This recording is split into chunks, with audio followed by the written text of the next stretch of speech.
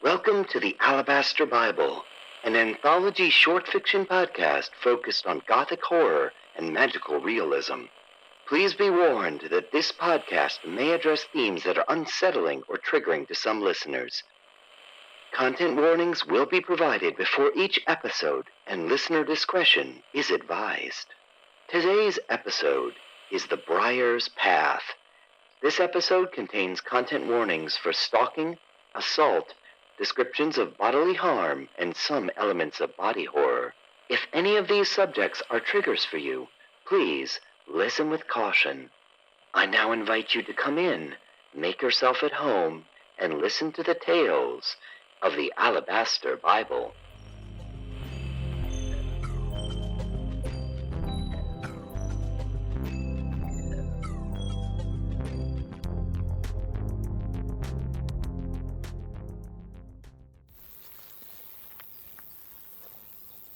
It was a warm day in the height of the Tennessee summer, and Sarah Price, a young lady of 17 years, had gotten a late start that afternoon, returning from the house of her friend Rebecca Lowe. Though the daylight was still long before her, she knew that if she kept to the main roads, as was her usual custom, night would fall long before she got home. Sarah did not relish the prospect of having to wander the dark roads as night fell. The deep twilight settles in these parts along the shadow back roads, where the kudzu snakes up from the ground and chokes out the last embers of the sunset. In truth, Sarah was afraid of the dark. She worried about what it might bring, or what might be waiting for her within it. So afraid that she decided, instead of the main road, she would take a fork she knew that led down into the woods alongside. It was a gamble, leaving the safety and surety of the road for the uncertainty of the woods. But Sarah was long familiar with that path from her childhood, so it was a wager she felt comfortable in making. This led to a series of deer paths and half-eaten foot trails, where thousands of youthful feet had run scattering through the undergrowth in search of adventure. It was a familiar place. She was among those questing multitudes in her younger days. And though her thoughts turned to less childish pursuits as she grew older, it still held a connection for her, a kind of kinship that, while hard to put into words, was very real in her heart, even in those latter days of her youth.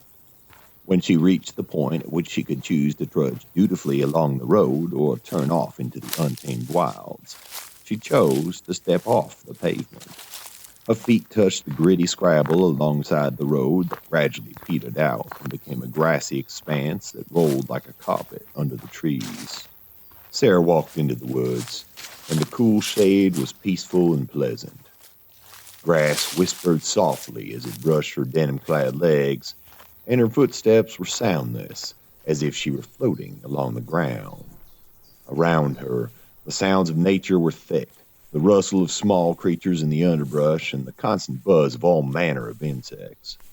Birds sang as they flew from tree branch to tree branch, unbound by any earthly constraints. The further she got from the road's well-defined boundaries, the thicker the trees became.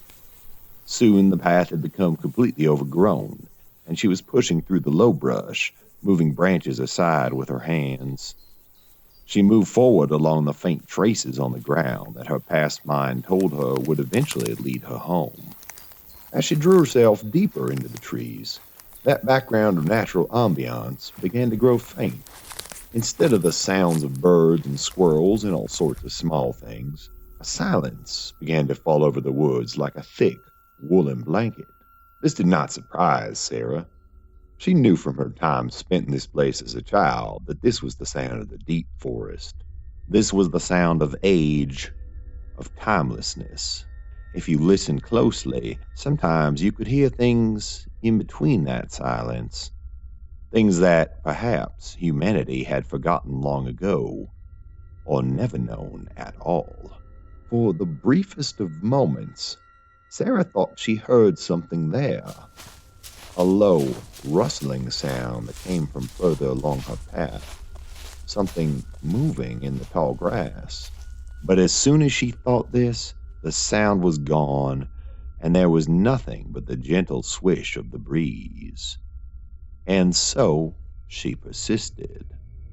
After a good while of struggling through some especially dense brush, Sarah emerged into a clearing. Here, the grass was low, and the hemlock trees soared high above, throwing long shadows to the ground below. Sarah stopped and took in the sights around her. This was a place of still, quiet beauty, and she almost felt as if she were intruding on something sacred, something divine. She began to walk again and was halfway across the clearing when she heard that low rustling sound again. But this time, it came from behind her, and as she walked, it grew louder.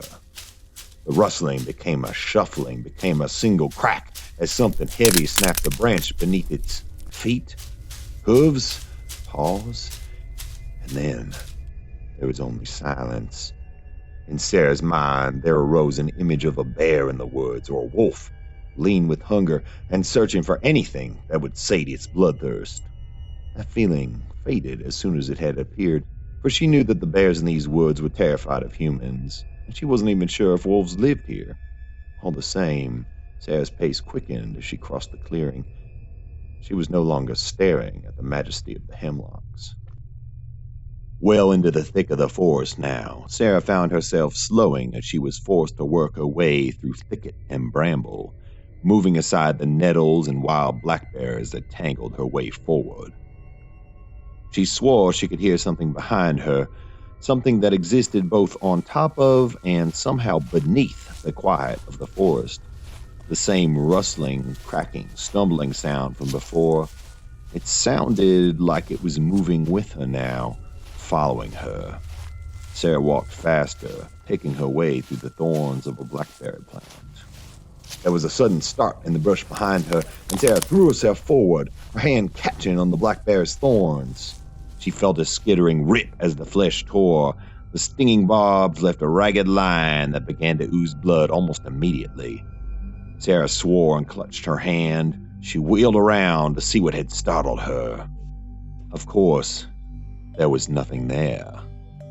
Nothing but the ever-present mass of the forest.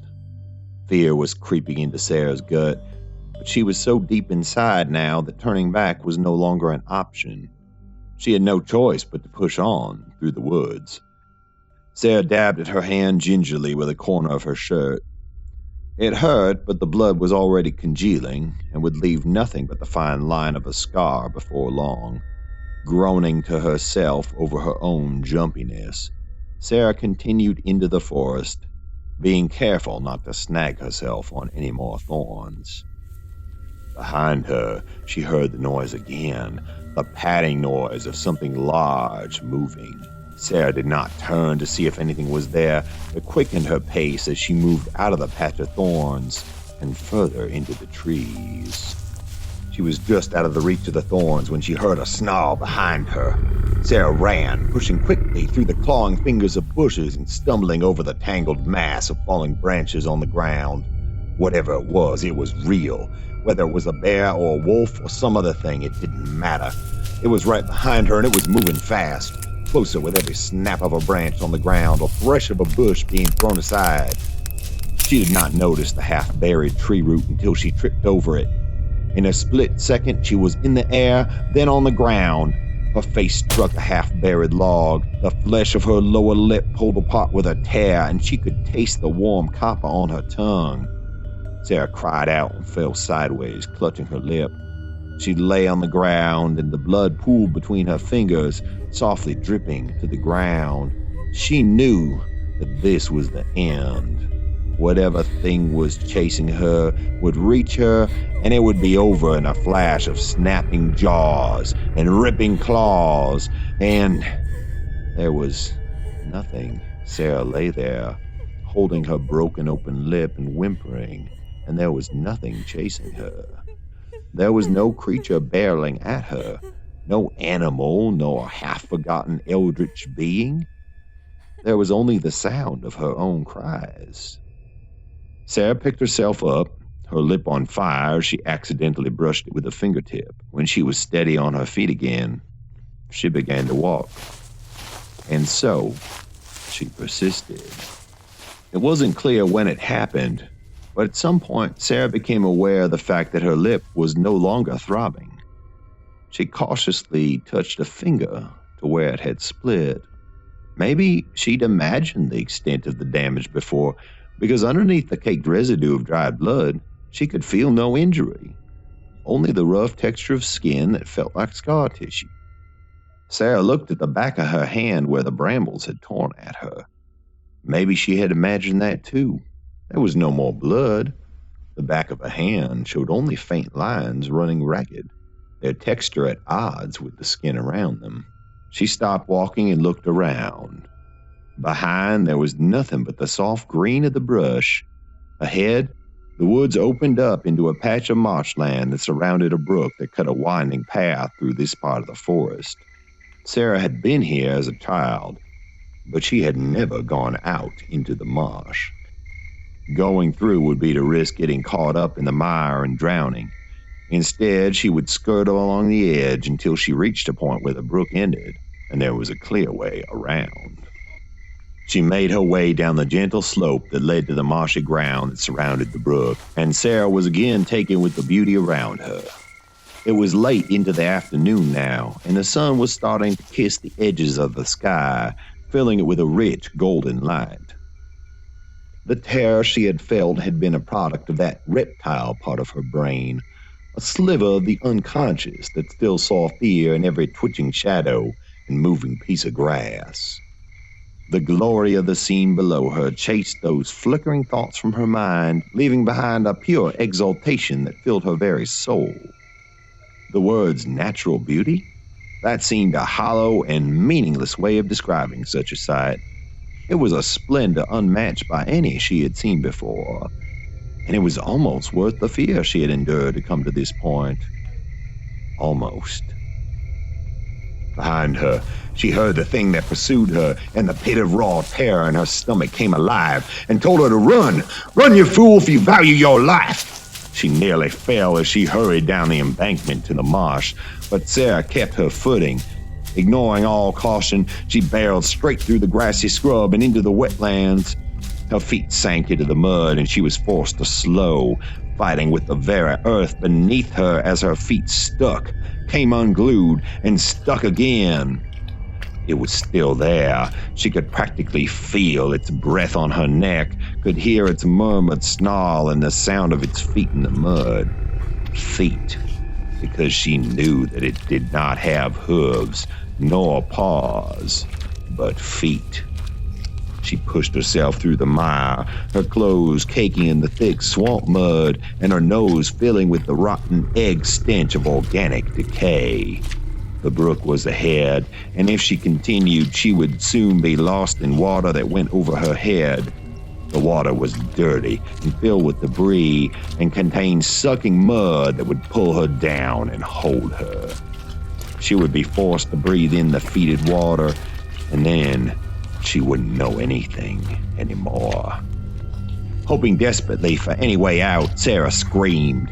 She tacked toward the far end of the marshland, away from the deep water.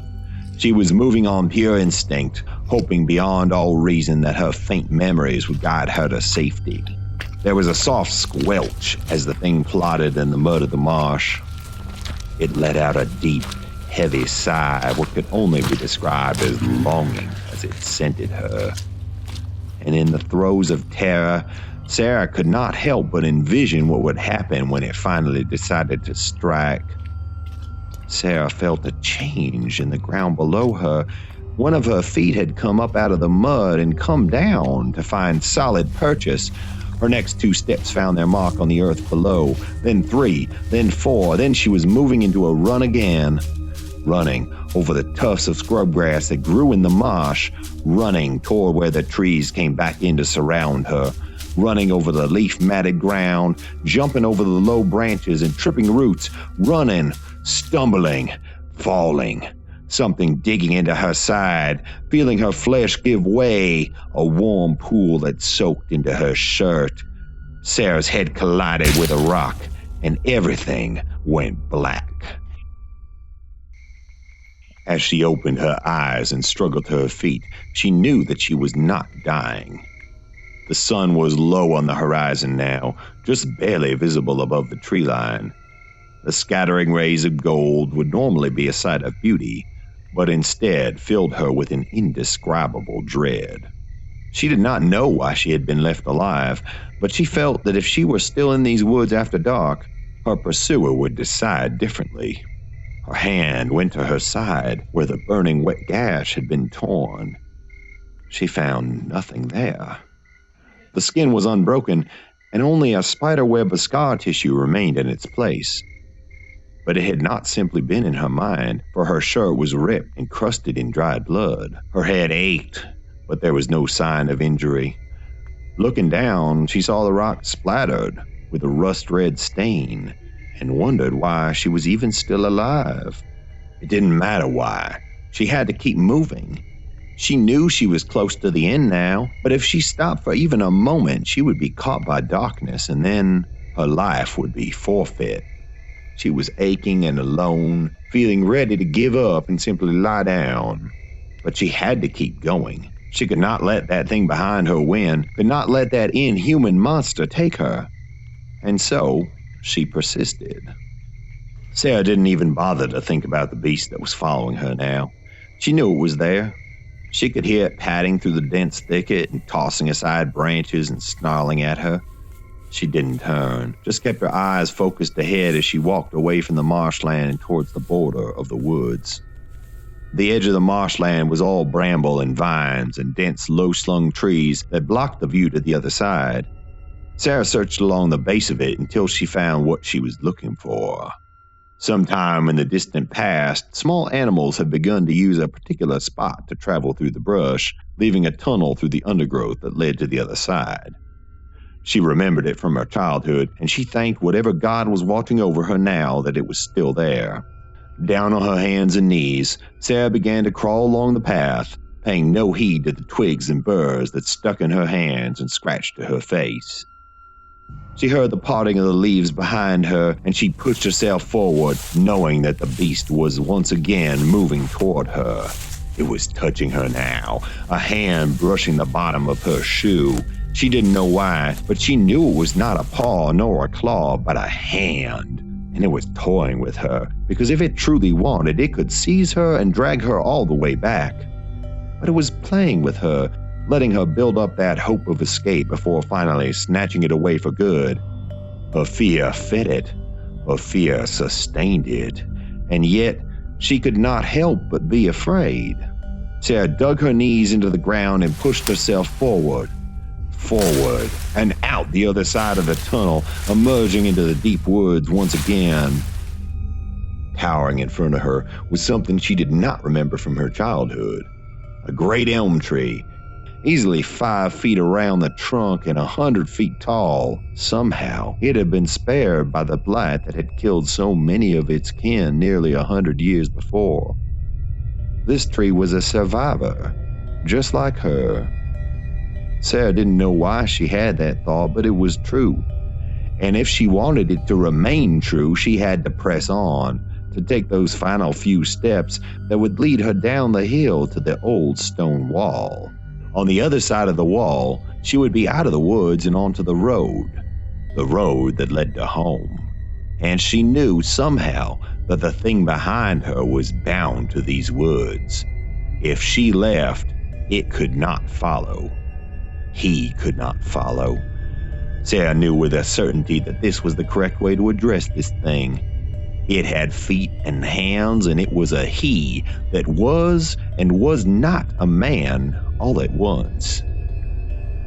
Behind her came a growl, and Sarah jumped and began to run. She was racing for her very soul now. There was no pretense. The man thing behind her was no longer stalking. It was charging at her, and she ran to keep ahead of it. She ran, and her legs began to burn, and her lungs filled with fire, but she knew that if she were to stop for even a moment, the thing would have her. It would grab her in its arms and rend her skin from the muscle and split her mouth open and pummel her head until she was bloody and bruised, and her flesh hung like rags around her. And when she was utterly consumed by pain and terror, it would finally kill her. But she knew that her soul would never leave this place, that she would never know peace. Her friends and her family would think, if only we had known, if only we had seen it sooner. She ran. She pushed herself through aching muscles and a pain in her side that grew and grew and threatened to double her over. The wall was up ahead, the ancient stone from back before these woods were even woods, from the days when the rough folk who made their homes here had raised their sheep and their cattle and hoped for a better tomorrow that had never come. If she could reach the wall, she would be free at last. The man-beast tore after her, yelling now, no longer growling nor snarling, but yelling in a voice that was disturbingly human. If Sarah had been in her right mind, she would have sworn she could make out what the beast was saying as it screamed at her. 100 yards to the wall, she tripped, stumbled, almost fell, but she picked herself up and planted her feet and ran faster. Her breath was ragged in her chest now, harsh and unforgiving as she struggled not to pass out. 50 yards to the wall, halfway there, then halfway again. Sarah repeated it again and again as she heard the thing behind her scream not to leave this place. A voice that left all pretense of its inhumanity behind. A voice that she knew. 20 yards to the wall. She could make out the individual stones now, could see where the tree line ended. Sarah bent forward into a sprint and pushed with all she had left. The light around her was fading and the shadows were growing long now. The darkness was beginning to encroach on the forest. 10 yards. The beast screamed at her not to leave. 5 yards. He lunged forward. 1 yard. Sarah vaulted the wall. She twisted her wrist and felt it give way with a snap. Sarah screamed, but she fought through the pain as she landed on the other side of the wall and continued to run for the tree line. She panted and fought against the cramp in her gut, and as she reached the edge of the woods, she slowed and stopped. He had stopped running after her, but she could still feel the beast behind her. He was waiting. He could not leave this place, but he could wait. And Sarah did not turn to look at him, because she knew if she turned, she would not see the face of a beast nor a monster, but the face of a man. And if she saw his face, she knew that she would feel the urge to walk back into the woods.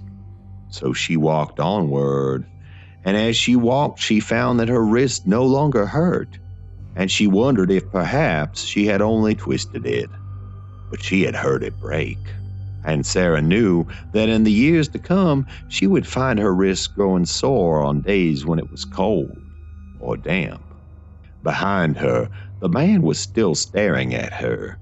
She could feel his eyes on her back, and he was whispering to her. He was so sorry for making her scared. If only she would come back to the woods, everything would be fine. Sarah kept walking. Soon the woods broke, and Sarah could see the dark line of the pavement in front of her. She was once again on the road. The light had faded now, bringing the onset of twilight that would lead to the still darkness of night. But Sarah was no longer afraid of the dark. And Sarah Price, a young woman of 27 years, set off on the road and began to make her way home.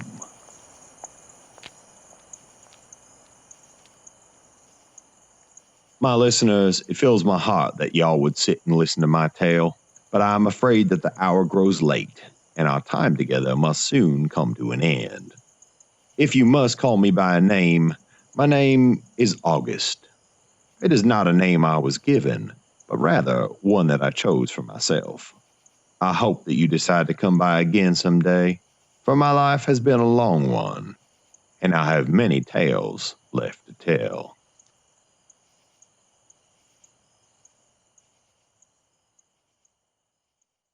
Thank you for listening. This podcast wouldn't be possible without your support, and I want you to know that I appreciate each and every one of you. If you like our work, please leave a comment or review. You can follow us on Twitter at Alabaster Bible, or reach us by email at thealabasterbible@gmail.com. This podcast is written and produced by Jonaya Riley. Narration for this episode was provided by Jonaya Riley, and the theme song was composed by Funk McLovin. We hope to see you next time, and remember to watch yourself out there. You never know what's watching back.